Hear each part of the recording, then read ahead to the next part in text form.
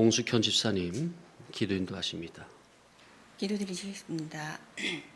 주님이 오실 날이 가까워질수록 교회마다 세상에서 성공이라는 속화된 신앙 사상의 물결이 대세를 이루며 하나님을 대적하는 정신 사상이 온 교회를 휩쓸어가고 있는 이 마지막 때에 저희도 정신을 차려 깨어있지 않는다면 이 거대한 홍수에 휩쓸려 갈 수밖에 없음을 깨닫사오니 죄악 세상의 물결에 빠져 혼돈된 세상으로 사는 어리석은 자가 아니라 주님께서 명령하신 구원의 방주를 잘 지어 죄악 세상을 밟고 도의 높은 봉우리에 올라설 수 있는 차원 높은 신앙이 다 될 수 있도록 은혜 내려 주옵소서. 이 시간 하나님의 진리 이치, 생명 이치, 하나님의 신적인 도덕 이치의 말씀을 듣고 깨달아 그 말씀의 사람으로 변화되고 바꾸어져 참으로 주님이 원하시는 참된 신앙 생명의 소유자가 다 되게 하옵소서. 감사하며 우리를 구원하신 예수님의 이름으로 기도드립니다. 아멘. 하나님의 말씀 창세기 12장 1절입니다. 합독하십니다. 여호와께서 아브라함에게 이르시되 너는 너의 고향과 친척과 아버지의 집을 떠나 내가 내게 보여줄 땅으로 가라. 고향, 친척, 아버지의 집을 떠나라.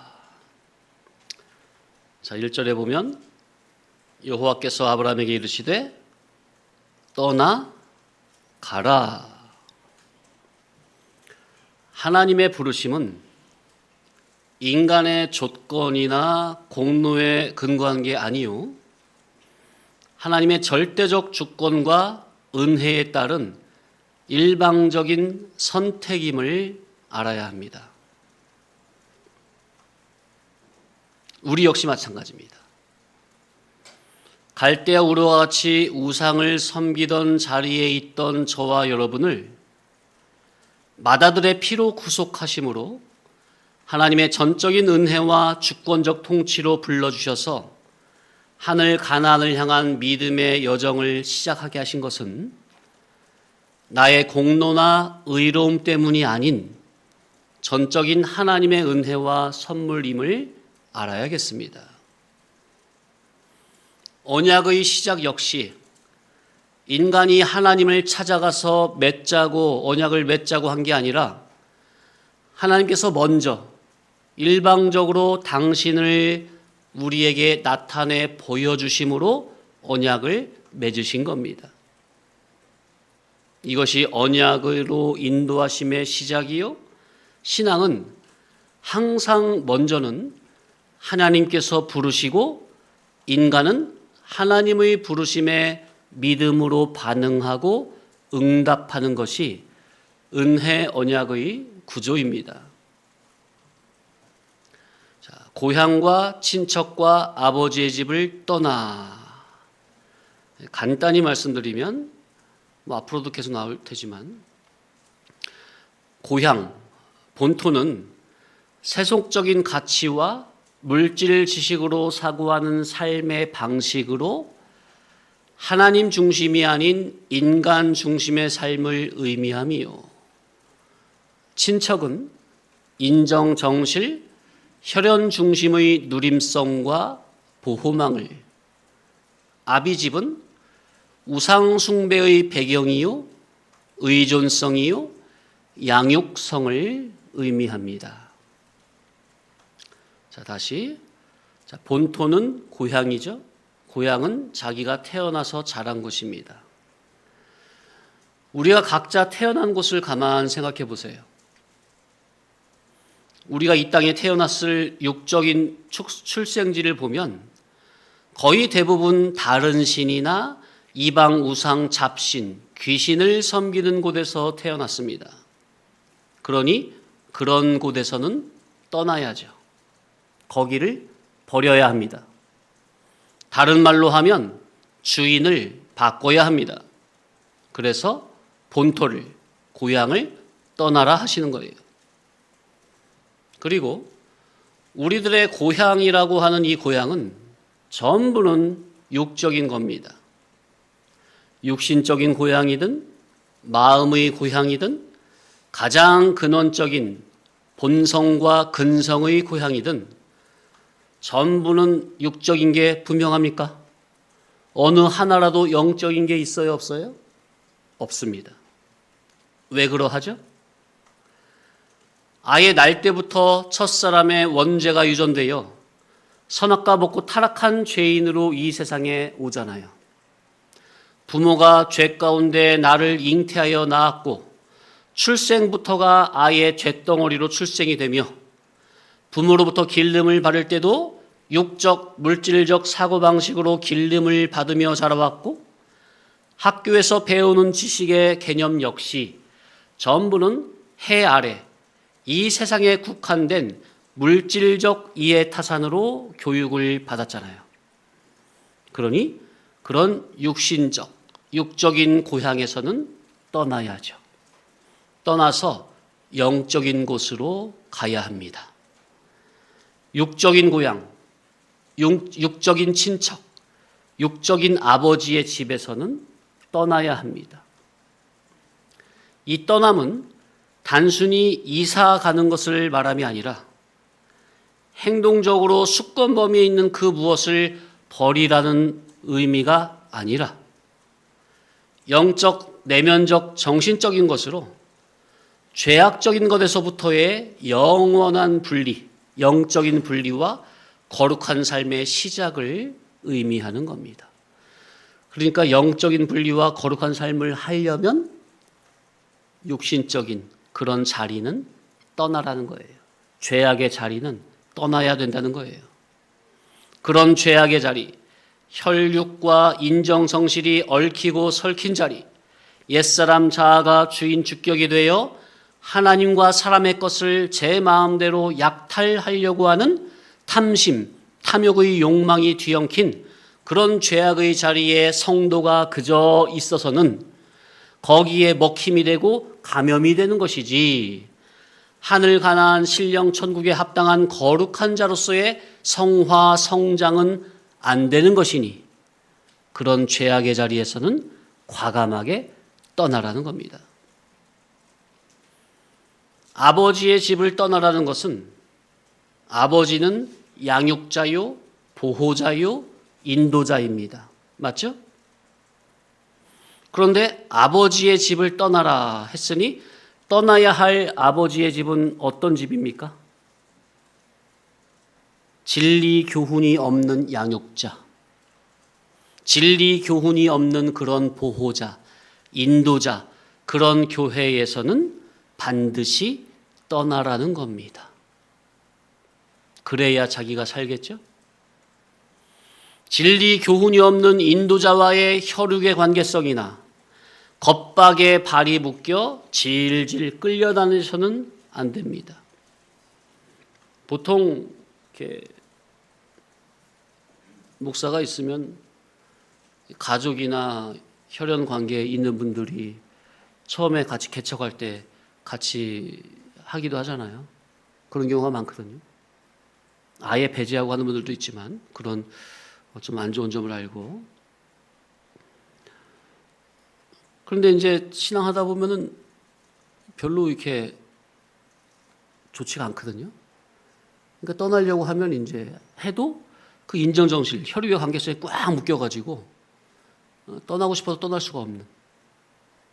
아니면 보통 이제 좀 신비주의에 빠진 목사들이 그런 경우가 많은데 교인들을 자기의 종으로 딱 올가매요. 하나님의 말씀에 건의를 해가지고 겁박을 줘요. 감히 주의 종의 마음을 아프게 하고 떠나면은 저주를 받을 줄 알라고. 다리 몽둥이 분줄을 줄 알라고. 이런 식으로 겁박하는 거기에 그냥 겁이 먹어서 그냥 두려워 떨면서 그냥 억지로 다니는 교인들도 많아요. 문지사님 맞죠? 많아요. 그렇게 된다면 그 자기의 시간, 물질, 정력을 바쳐서 충성, 봉사, 수고한 노력은 하나도 하늘간에 쌓이지 못하고 전부는 사망으로 고요를 빨리는 어리석은 처사임을 알아야 합니다. 떠나야 돼요. 그래서 하나님께서는 신앙생활을 바르게 하고자 하느냐? 정말로 하늘과 신령천국에 합당한 거룩하고 온전한 자로 성화 성장코자 하느냐? 그렇다면 먼저 내가 있던 그 죄악의 자리부터 떠나고 버리고 바꾸라는 겁니다.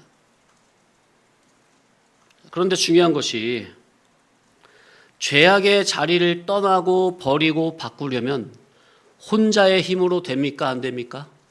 절대 불가하고 먼저 위로부터 진리의 빛이 깨달음으로 복음으로 비춰져야만 합니다.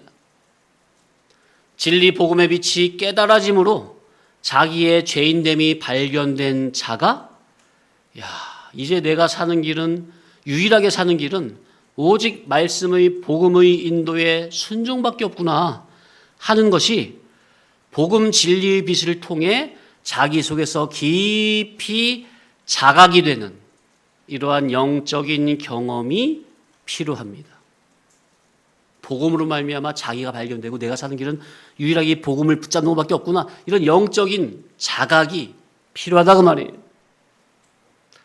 우리 기독신앙은 먼저 위로부터 아무런 소명도 깨달음도 인도함도 없이 무조건 인간 대쪽에서 내 힘과 판단과 의지의 결단으로 좁은 길 진리길을 가보련다? 어림도 없는 겁니다. 벌레요 사람이 아닌 쇳덩어리로서는 아예 불가능한 거라. 그래서 예수님의 피로 구속된 우리에게는 하나님께서 지속적으로 진리의 빛으로 깨달음의 빛으로 매 예배 때마다 비춰주고 계시는 겁니다. 아멘이죠? 거듭나서 바른 길 가라고, 거듭나서 버리고 떠나고 바꾸라고. 그러니 우리는 매 예배 때마다 복음의 빛으로 비침받는 일에 힘을 써야 하고, 그래서 땅에 속한 우리의 사고와 지식이 위의 것으로 다시 거듭나야 하고, 아래에 속한 마음, 정신, 양심이 새롭게 태어나야 합니다. 갱신돼야 됩니다. 이 예배의 시간은 내 사고와 지식이 마음, 정신, 양심이 복음 진리의 빛으로 비침을 받음으로 아래에서 위로, 육에서 영으로 다시 나는 시간입니다. 성령 안에서 새롭게 다시 태어나는 시간입니다. 아멘. 그래서 이를 성화, 성장이라 하는 것이요. 그래서 우리는 매 예배 때마다 말씀을 듣고 깨달음을 통해 새롭게 고쳐져야 합니다. 아멘이죠? 누구든지 그리스도 안에 있으면 새로운 피조물이라. 창세기 1장에 빛이 있으라 하시며 빛과 어둠을 나누시고 빛을 낮이라 어둠을 밤이라 저녁이 되고 아침이 되니 이는 첫째 날이라. 신앙의 시작이 출발이 되려면, 영적 재창조가 출발이 되려면 가장 먼저 우리 속에 빛이 비침이 돼야 합니다. 그래야 영적 재창조가 시작이 돼요. 내 속에서 빛과 어둠이, 낮과 밤이, 영과 육이 갈라져야 합니다. 내 속에서 천국과 세상이 갈라져야 합니다. 빛이 들어오면 내가 그동안 어둠에 세상에 빠져 있었구나. 이 빛의 인도만이 생명길이로구나. 이것이 크게 대발견이 되고 자각이 되는 겁니다. 이게 가장 첫째 날에 있어야 되는 거예요. 첫 번째 있어야 되는 거예요. 이건 바로 영적인 거듭남을 계시하는 겁니다. 이 영적인 거듭남에는 기본 구원과 이루어질 구원 둘 다를 포함하고 있는 겁니다. 예수님이 이 세상에 오셔서 첫 번째 하신 표적이 뭡니까? 요한복음 2장에 무엇으로? 물을 포도주로 바꾼 사건이죠. 이게 바로 예수님이 이 세상에 오셔서 첫 번째 하신 사건이에요. 첫 번째 하신 표적이라. 첫 번째 이런 표적을 했다는 것은 이것이 가장 중요하다는 걸 계시하는 거예요. 맞습니까? 이 사건이 바로 거듭나는 걸 계시하는 거예요. 물과 포도주는 완전히 다른 물질 아닙니까? 성질이? 물은 물이고 포도주는 포도주잖아요. 그런데 예수님이 역사하시면 물과 같았던 내가 포도주와 같이 하나님과 사람을 기쁘게 하는 참 사람으로 완전히 새롭게 거듭난다는 것을 계시하는 장면이 바로 물을 포도주로 바꾸는 첫 번째 표적. 아래에 속하고 물질성에 속했던 잿덩어리 사람이 예수님의 복음 진리의 말씀으로 말미암아 신령성, 천국성, 거룩성으로 완전히 새롭게 뒤집어지는 역사. 아멘. 이것이 진정한 표적이 분명합니까? 그래서 바로 다음 장 요한복음 3장에 니고데모에게 하시는 말씀이 뭐라고요? 네가 먼저 물과 성령으로 위로부터 다시 거듭나야 된다는 말씀을 주시는 거예요. 그것을 2장에서 앞선 2장에서 미리 물이 포도주로 변하는 표적으로 먼저 보여주시고 3장에서는 밤에 찾아온 니고데모가 예수님에 대해 나름 느낀 대로 당신은 뭐라 말하는 것에 대해서 예수님은 그가 묻는 말의 그 말에 그 입말에 맞는 대답으로 답변을 해주시는 게 아니라 단도직입적으로 먼저 물과 성령으로 위로부터 거듭나야 한다고 말씀을 하신 겁니다. 자, 이 장면을 좀 더 생각해 볼게요. 니고데모가 밤에 예수님을 찾아왔죠? 왜 찾아온 거예요? 2장에 보면은 끝에 보면 6월절에 예수님이 오시니까 예루살렘에 오시니까 많은 사람이 예수님의 표적을 보고 그 이름을 믿었다 했어요. 자, 앞에 보세요. 2장 23절로 25절. 자, 읽겠습니다. 시작. 6월절에 예수께서 예루살렘에 계시니 많은 사람이 그의 행하시는 표적을 보고 그의 이름을 믿었으나, 그죠? 예수님이 행하신 표적을 보고 믿었어요. 계속요. 예수님은 그의 몸을 그들에게 의탁하지 아니하셨으니 이는 친히 모든 사람을 아심이요 그랬어요. 사람들이 예수님을 믿었어. 믿었는데 예수님은 당신의 몸을 그들에게 의탁했다고요, 안 했다고요? 안 했어요. 왜? 친히 모든 사람을 아신다 그랬어요. 친히 모든 사람을 아신다. 이것이 사람들이 어떻게 좋다는 거예요? 안 좋다는 걸 다 아신다는 거예요. 25절. 또 사람에 대하여 누구의 증언도 받으실 필요가 없었으니 이는 그가 친히 사람의 속에 있는 것을 아셨습니다 그랬죠. 자, 사람에 대하여 예수님은 어떤 분이 다른 증언을 받으실 필요가 있다고요, 없다고요? 왜요? 왜냐하면 그 사람이 예수님에 대해서 증언하는 그게 맞다는 거예요? 잘못됐다는 거예요? 이는 그가 친히 사람 속에 있는 것을 아셨습니다. 그리고 나서 그 바로 다음 장 첫 구절이 뭐예요? 3장 1절. 그런데 니고데모는 바리새인 중에 유대인의 간원이라. 그가 밤에 예수를 찾아와서 이르되 이렇게 말하는 거예요. 그러니까 그런데 하는 거 보니까 예수님은 사람들이 예수를 믿었으나 예수님은 그 몸을 그들에게 의탁하지 아니하였고 왜? 그들의 친히 사람의 속을 아시기 때문에. 또 사람에 대하여 누구의 증언을 받으실 필요가 있다 없다? 왜? 이는 그가 친히 사람 속에 있는 것을 아셨습니다. 그런데 니고데모가 밤에 예수님을 찾아왔더라. 이렇게 말이 나오는 거거든요. 자, 예수님은 누구의 증언도 받으실 필요가 없다 그랬죠. 25절에. 예수님은 누구의 인정이라든지 증언이라든지 그런 게 필요가 있다 없다? 필요가 없으신 분이에요. 무슨 말이냐면 이게 무슨 말이냐면은 진리라는 것은 그 자체적으로 독자적인 권위를 가지고 있습니다. 그래서 누가 진리를 높인다고 해서 진리가 올라가고 진리를 깎아내리고 내린다고 해서 진리가 내려가는 게 아니에요. 진리는 항상 독자적인 권위로 그 자리에 계시는 거예요. 맞습니까? 누가 옆에서 예수님이 너희의 구세주야 라고 말을 해야 예수님이 구세주로 인정이 되는 분이 아니라고요. 이해되시죠? 자, 근데 3장에 보면 자, 1절, 2절 시작. 그런데 바리새인 중에 니고데모라 하는 사람이 있으니 유대인의 지도자라. 그가 밤에 예수께 와서 이르되 랍비여 우리가 당신은 하나님께로부터 오신 선생인 줄 아나이다. 하나님이 함께 하시지 아니하시면 당신이 행하시는 이 표적을 아무도 할 수 없음이니이다. 자, 유대인의 지도자라는 말은 니고데모는 이스라엘의 민족 대표예요. 민족 대표는 사내들인 공회원이거든요. 그 71명으로 구성되어 있어요. 우리나라로 말하면 국회의원 같은 거예요. 그 71명 중에 민족 대표 중에 한 사람이 바로 니고데모입니다. 유대 최고 기관에 있는 자죠. 그가 예수님께 와서 당신은 하나님께로부터 오신 선생인 줄 내가 아나이다. 하나님께서 오시지 않으면 이런 표적을 아무라도 할 수 없나이다 라고 합니다.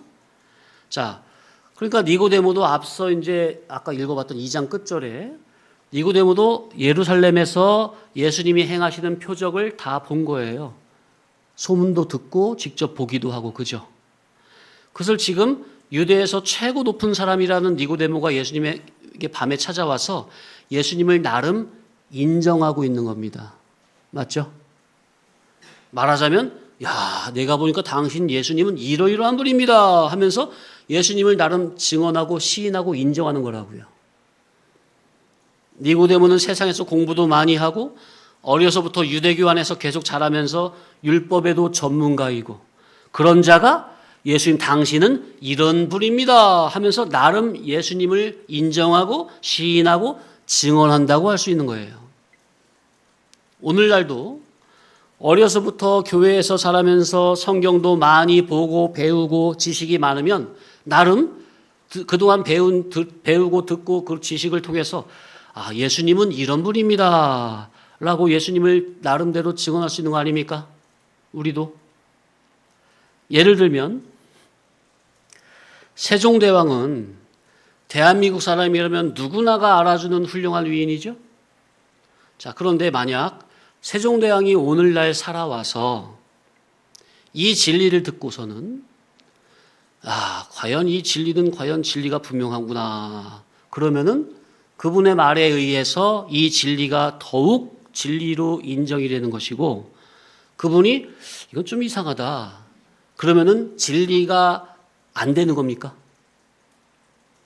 무슨 말이냐 하면 니고데모가 어려서부터 성경도 많이 보고 연구를 많이 해서 그렇게 잘하고 커서 유대인의 민족 대표가 됐단 말이에요. 사내들인 공회원까지 된 그가 예수 당신은 이러이러한 분입니다 하고 증언한다면 과연 진리이신 예수님을 제대로 증언을 하는 증언이냐 그 말이에요. 지금 그걸 묻는 거예요. 어떤 것 같아요? 자, 니고데모가 예수님에게 당신은 이러이러한 분입니다 하니까 그 니고데모에게 예수님이 뭐라고 말씀하십니까? 3절 시작. 예수께서 대답하여 이르시되 진실로 진실로 내게 이르노니 사람이 거듭나지 아니하면 하나님의 나라를 볼 수 없느니라. 느닷없이 거듭나야 한다는 말씀을 꺼내십니다. 거듭나지 않으면 안 된다. 아니 보통 사람들 같으면 유대 최고위직에 있는 사람이 밤에 나를 은밀하게 찾아와서 하는 말이 긴밀하게 하는 말이 야, 내가 보니 당신은 하나님께로부터 오신 선생입니다. 하나님이 함께 하시지 않으면 이런 표적은 아무도 행할 수 없습니다.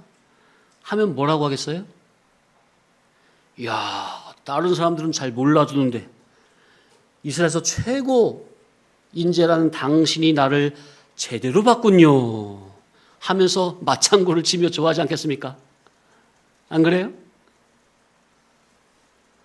그런데 뭐래요? 예수님은 단도직입적으로 다 필요 없고 너 거듭났어?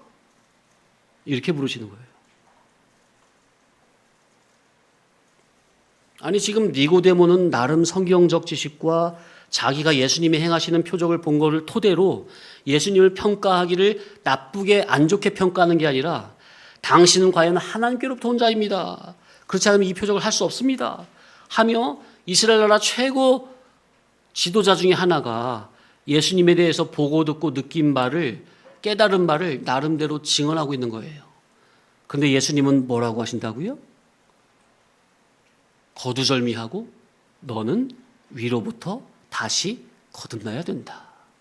물과 성령으로 다시 나야 된다. 그렇지 않으면 하늘나라를 볼 수도 없고 들어갈 수도 없다.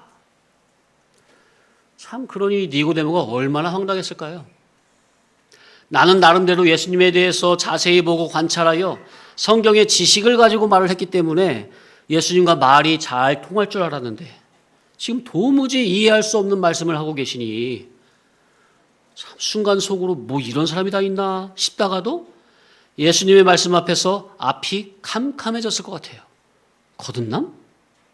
거듭남이 뭐지? 어머니 뱃속에 들어갔다가 다시 나오라는 말인가? 예수님은 앞서 2장에서 그 누구의 증언도 받으실 필요가 없다 그랬죠? 근데 3장 첫 구절의 단어가 뭐라고요? 그런데. 누구의 증언도 받으실 필요가 없다고 그랬는데 그런데 니고데모가 와서 당신은 하나님께로부터 온 선생입니다. 라며 예수님을 증언하고 있습니까? 그런데 예수님은 뭐라고 그러세요? 너 위로부터 물과 성령으로 다시 나지 아니하면 헛소리다. 아무짝에도 쓸모없는 말이다. 그런 말은. 성도님들 마음에 와닿으십니까? 거듭나지 않으면 그동안 배워 알고 있는 지식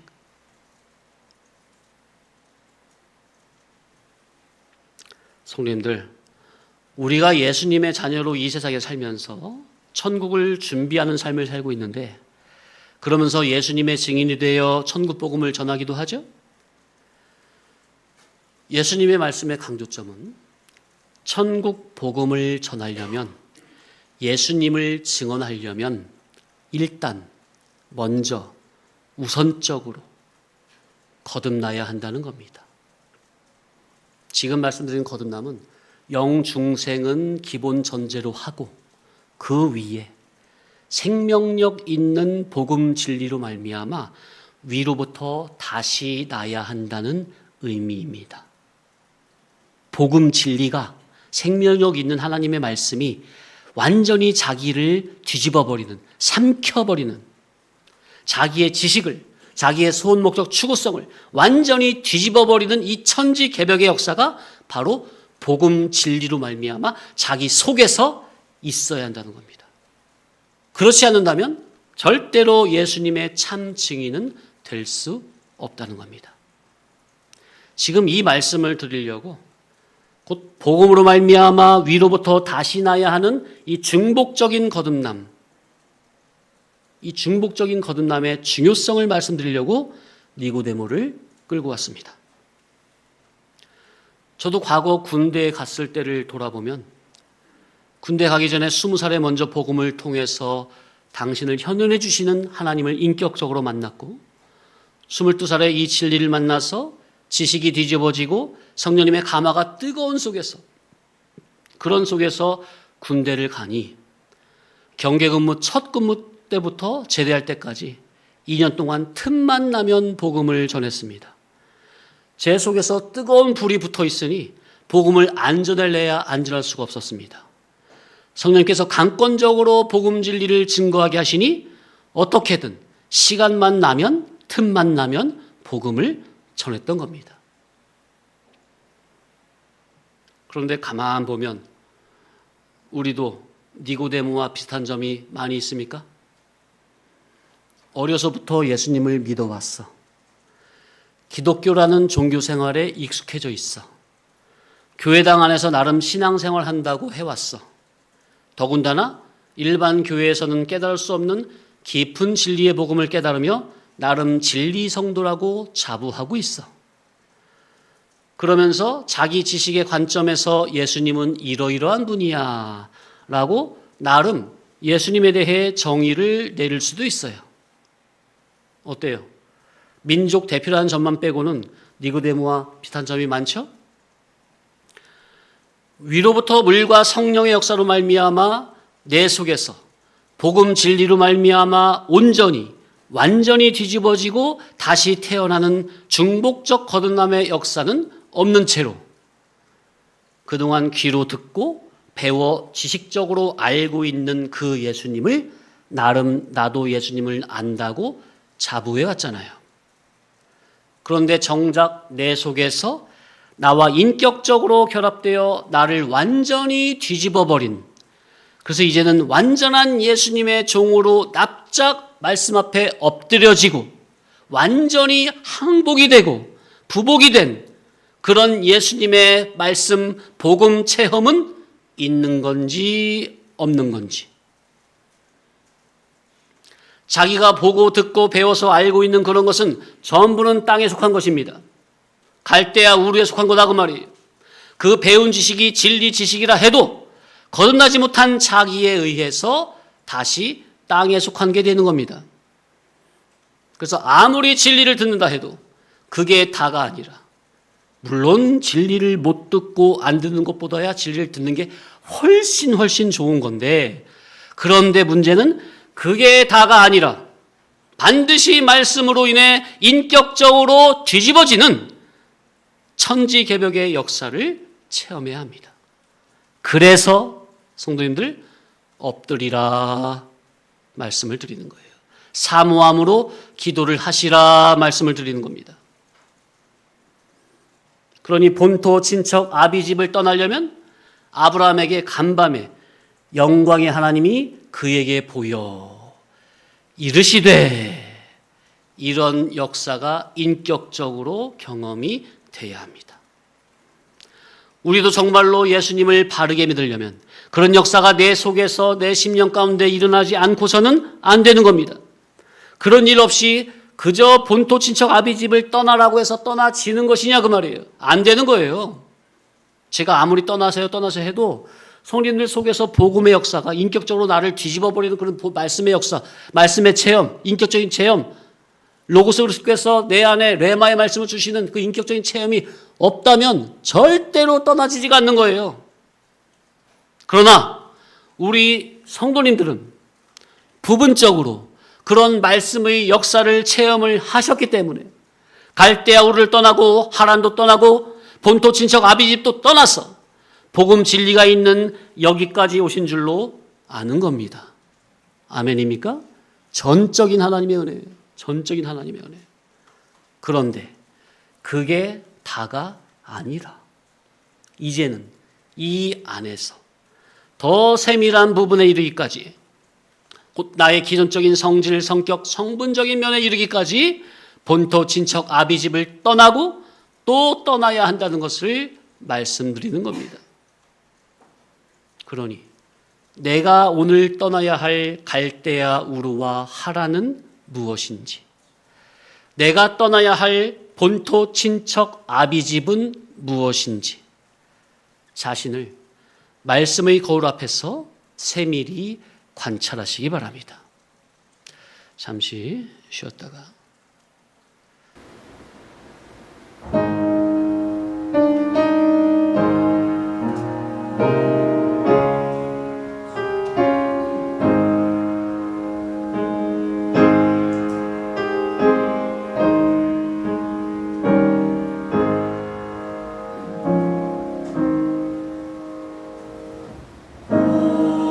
동의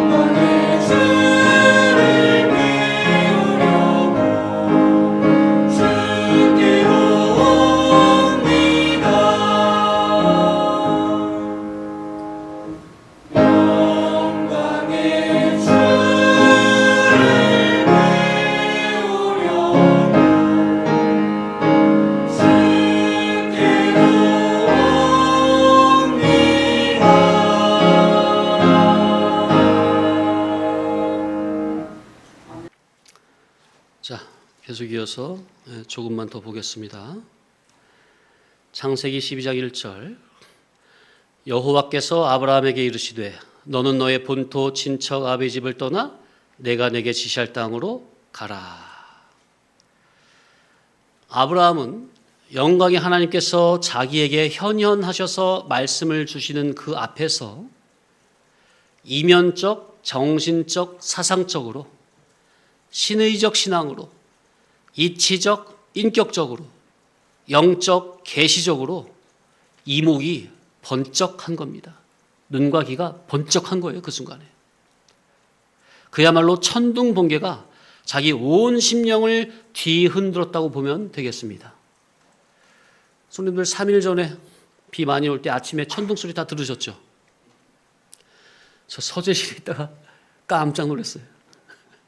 순간 번쩍 하더니 몇 초 후에 꽝 하는데 와, 난 그렇게 큰 천둥 소리는 정말 거의 처음이다시피. 그런데 그 역사가 자기 심령 속에서 이루어졌다고 생각해 보세요. 어찌나 그 소리가 컸던지 밖에 있던 마루가 깜짝 놀라가지고 무서워가지고 그때부터 낑낑대요, 계속.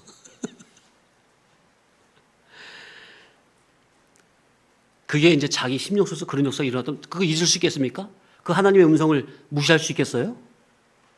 안 되는 거예요. 저절로 그냥 순종. 따라갈 수밖에 없는 거예요, 그냥. 말씀의 인도에. 아브라함은 간밤에 여호와 하나님께서 계시로 현현해 주심으로 마음속에서 천둥 번개가 장렬함으로 이목이 번쩍했으니 그 즉시로 오직 여호와의 말씀을 따라 여호와 하나님께서 보여주실 미지의 땅을 향해 오직 믿음으로 떠나는 겁니다. 아멘. 오직 믿음으로 할 땐 누가 인격적으로 믿어짐으로? 네, 오직 여호와 하나님, 그분의 인격이, 그분의 말씀이, 언약이 그저 신실하게 믿어짐으로 떠나는 겁니다. 그러니 여호와 하나님의 계시를 받게 되면 그 앞에서는 납작 엎드려질 수밖에 없고 그 하나님의 인도하심을 따라 이게 그렇게 되어질 수밖에 없다는 것을 말씀드리는 겁니다. 이렇게 자기 속에서 주님의 복음으로 인해 크든 작든 인격적인 체험이 있어야 합니다. 말씀으로 인한 크고 작은 인격적인 경험은 없이 그저 인간 자기의 의지만으로는 이 진리길 생명길 좁은 길을 절대로 갈 수가 없으며 그런 아버지의 집, 그런 인도자, 그런 양육자 밑에서 교육을 받으면 그냥 하나의 여타 기독교 종교인밖에 될 수가 없는 것입니다. 하나님께서는 그렇게 하나의 무리에 속한 신앙, 성 밖에 쫓겨난 신앙은 원치 않으시고 성 안으로, 예수님 안으로, 그리스도 안으로, 진리 안으로, 복음 안으로 들어와서 오직 말씀의 인도를 받는 참 진리 진실의 성도를 원하고 찾고 계시는 겁니다. 그런데 이 진리를 들어도요, 진리 본질로 가는 것은 또 다른 겁니다. 그러니까 우리는 또 떠나야 돼요. 날마다 떠나야 돼요. 그런데 이거는 인간의 생각으로는 정말 어려운 거예요. 불가한 거예요. 그러니 자기 속에서 복음으로 인한, 말씀으로 인한 이런 천지개벽의 역사가, 그런 경험이 크든 작든 없으면 절대 인간 다짐으로는 갈 수가 없는 겁니다. 그러니 매 예배 때마다 진리의 말씀으로 나의 마음, 정신, 양심의 창고에 하나님의 생명의 말씀을 차곡차곡 쌓아두지 않는다면 나 혼자서 내 힘으로는 이 진리길 생명길이라는 좁은 길은 절대로 못 가는 겁니다. 위로부터 거듭나서 하나님의 말씀의 인도를 친히 받는 사람이라면 몰라요. 그렇지 않은 대부분의 성도들은 거듭난 자의 말씀의 인도를 받으며 가야 합니다. 그래서 우리 주님께서는 당신의 피를 뿌려 교회를 세우시고 당신의 청지기를 세워 당신의 양들을 맡기신 겁니다. 그런데 말세에는 주님은 보내시지도 않았는데 스스로 올라온 자칭종, 거짓 선지자들도 많으니 우리는 영을 분별할 수 있어야 합니다. 영 분별은 곧 뭐라? 교훈 분별, 말씀 분별입니다. 우리 진리 성도가 가는 이 신앙의 여정은 일반 사람들의 육안으로는 확인이 안 되는, 일반 이성의 이성적, 지식적 가치 판단으로는 도저히 이해가 안 되는 인간의 사색 너머에 있는 것으로, 이는 오직 믿음으로, 오직 믿음의 법으로 언약의 말씀에 의지하여 나그네 인생길을 가는 것입니다. 그러니 계시 깨달음이 안 되면 진리 본질의 신앙으로는 절대로 못 들어가는 겁니다. 성문 계시 안에서 진리법, 생명법이 인격적으로 발견되지 않으면 절대로 좁은 길은 갈 수가 없습니다. 그냥 하나의 종교인은 될 수가 있겠죠.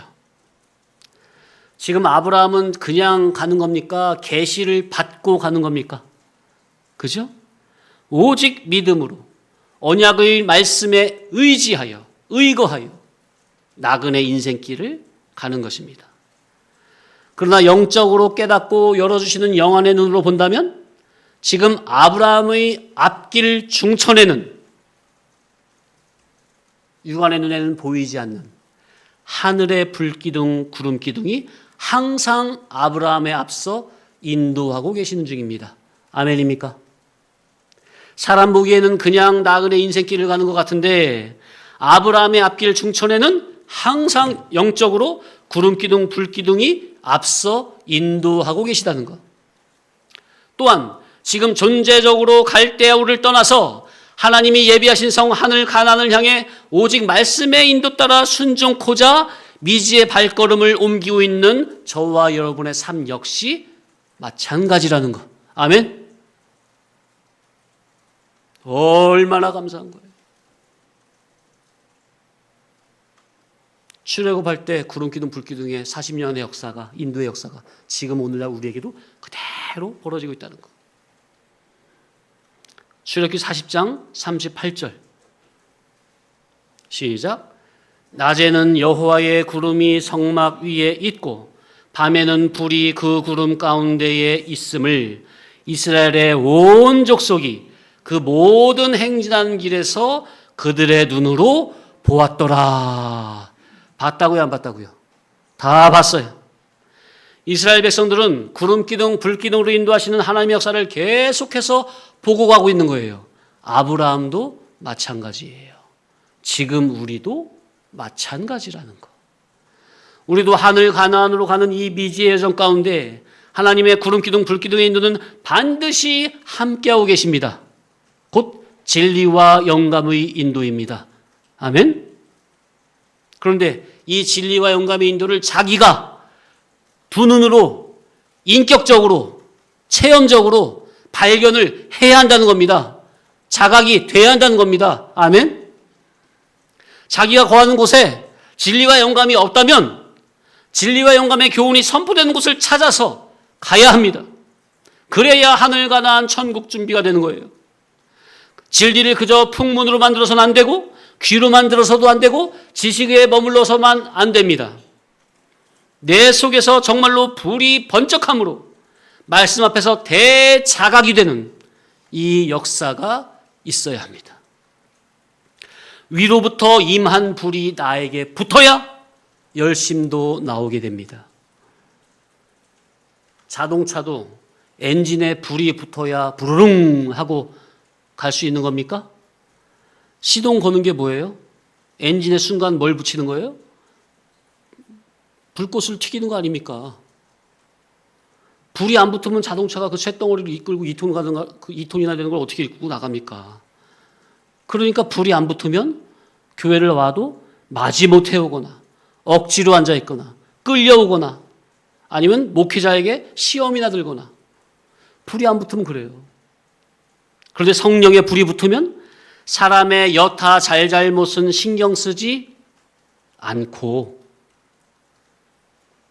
사람은 쇳덩어리라는 것을 늘 인정하고 시인하고 그러니까 사람 때문에 실족하지 않고 어떤 사람은 마음에 성령의 불이 붙은 사람은 그건 누구께 맡기고 저 사람의 잘잘못은 누구께 맡기고 하나님께 맡기고 성도 내가 해야 할 일만 곧 순종만 할 뿐입니다.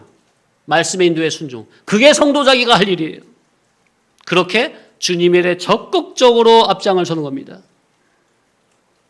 목회자도 사람인지라 얼마든지 실수가 있을 수 있습니다. 목회자 저도 한 번도 안 가본 길을 오직 말씀의 인도 따라 순종하며 가고 있는 것이기 때문에 순간 얼마든지 실수를 할 수 있습니다.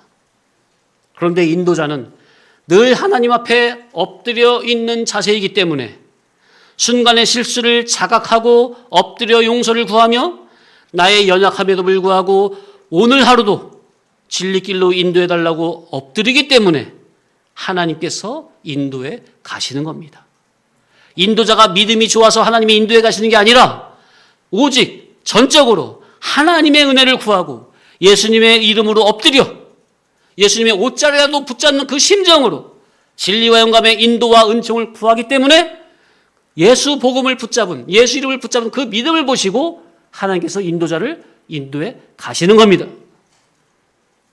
그런데 성도님들은 인도자가 평소 바르게 할 때는 그런가 보다 하고 가만히 있다가 한두 번 실수하면 그걸 크게 여기고 어떻게 그럴 수가 있느냐며 침소봉대하여 기회는 이때다 하며 스스로 낮아빠지려고 하지 않습니까? 그래 놓고서 하나님께서 너 왜 그러냐 그러면 저 사람 때문입니다 라고 감히 말할 수 있을까요?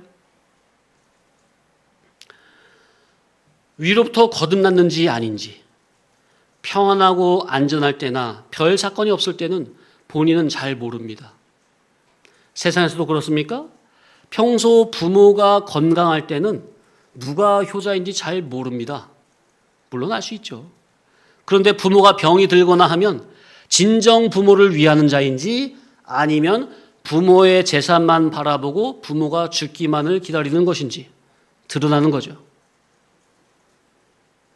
교회에서도 성도님들이 크고 작은 사건을 대하는 자세를 보면 평소 진정으로 교회를 위하고 주님을 위하고 신앙을 염려하고 위하는 것인지 아닌지 옛사람 주격에서 수종을 들겠다고 하는 것인지 거듭난 새사람 주격으로 겸손히 수종을 드는 것인지 진정 거듭난 자인지 아닌지가 가름이 되는 겁니다.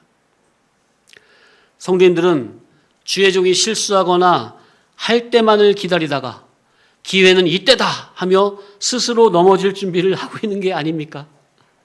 넘어지고 싶은데 넘어질 핑계를 주의 종이나 다른 성도에게서 찾는 것은 아닙니까? 주의 종은 상당히 고독하고 외롭습니다. 누구하고 말이 통하겠어요? 누가 주의 종의 마음을 알 수가 있겠어요? 보통 직장에서도 나이가 어느 정도 차서 고위 관리직에 있으면 외롭고 고독합니까? 주의 종은 더한 거예요. 그렇다는 것을 알고 어떻게 하면 주의 종의 부담을 줄여줄 수 있을까? 덜어줄 수 있을까? 생각한다면 참으로 그 인격이 수준이 고상한 거죠. 그런데 그런 거는 모르겠고 당장 자기 생각과 기분과 마음에 안 맞으면 그만인데 자기 마음에 안 맞고 맞으면 그만인데 자기 마음에 안 맞고 이치에도 안 맞고 그래 보이면 그래서 기분이 상하거나 하면 그냥 삐치고 토라지고 염소처럼 들이받을 준비나 하고 넘어질 준비나 하고 있다면 그게 주님의 몸된 교회의 한 일원으로서 주의 종을 대하는 참 성도의 자세라 할 수 있겠으며 진리를 받는 충성스러운 성도의 자세라 할 수 있겠느냐 그 말입니다. 말씀을 맺습니다.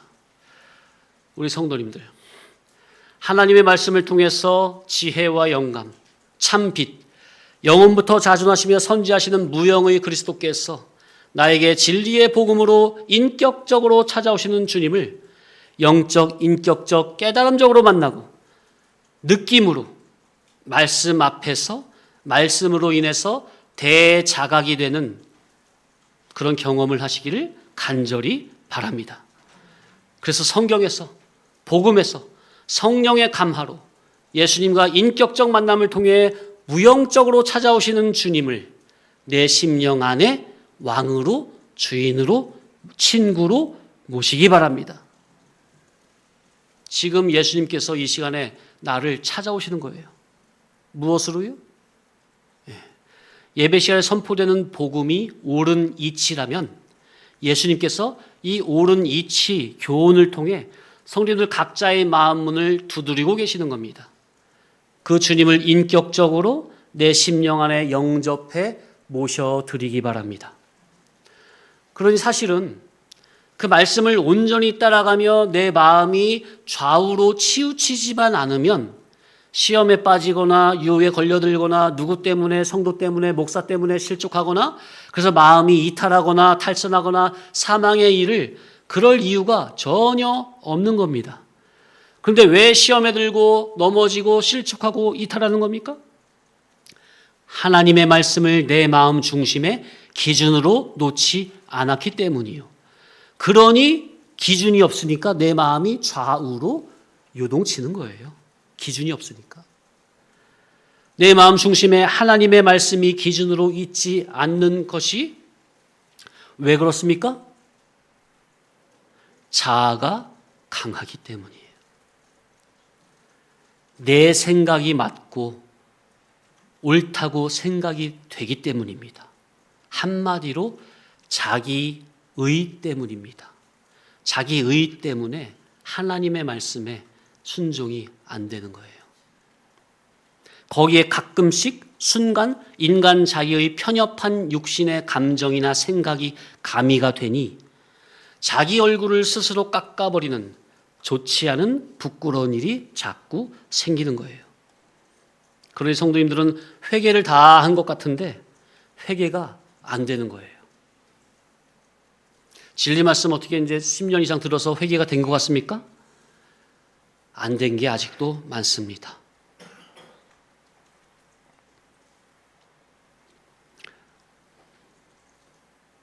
우리가 정말로 믿음이 없어요. 그러니 정말로 주님 한 분 의지할 것밖에 없다 하는 거예요. 아브라함은 다만 오로지 믿음으로 여호와 하나님의 언약의 말씀을 순종으로 따라갔습니다. 그러니 그에게 주어지는 보상은 영원무궁하고 존귀 영광스러운 하늘의 것으로 말로 형언할 수 없을 만큼 크고 값진 것입니다. 지금 이 시간 이 말씀을 듣는 우리 역시 정말 믿음의 조상 아브라함과 같이 다만 오직 믿음으로 하나님의 진리의 말씀만 믿고 따른다면 정말 하나님의 말씀을 그대로 순종해서 말씀대로만 살아간다면 그 보상은 말로 형언할 수 없이 크고 값진 것이 기다리고 있다는 것입니다.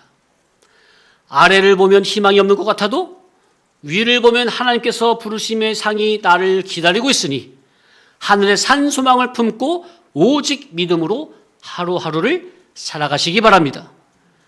본토 친척 아비 집을 떠나서 지시할 땅으로 가라. 땅의 것을 내버리라는 것은 나를 죽이려고 하는 게 아니라 더 좋은 것으로 하늘의 것으로 신령한 것으로 보상해 주시려고 땅의 것, 썩을 것, 임시의 것을 버리라고 하시는 겁니다. 떠나라고 하시는 겁니다. 그러니 땅의 것을 버려야 하늘의 것을 받는다는 겁니다. 육의 것을 버려야 영의 것을 받는 겁니다. 임시의 것을 버려야 영원한 것을 받는 겁니다. 거짓된 것을 버려야 참된 것을 받을 수 있다는 겁니다. 하나님께서 우리에게 언약을 주시고 그 언약의 말씀에 순종하는 자에게 주시려는 보상은 믿음 없는 자기가 못 깨달아서 그렇지 정말 알고 나면 말할 수 없이 좋은 것이라는 사실을 믿으시고 오직 믿음으로 하루하루를 날마다 고향과 친척과 아버지의 집을 떠나 하나님께서 지시하시며 하나님이 친히 예비해 놓으신 신령 천국을 향해 믿음의 발걸음을 한 걸음씩 떼시기 바랍니다. 아멘.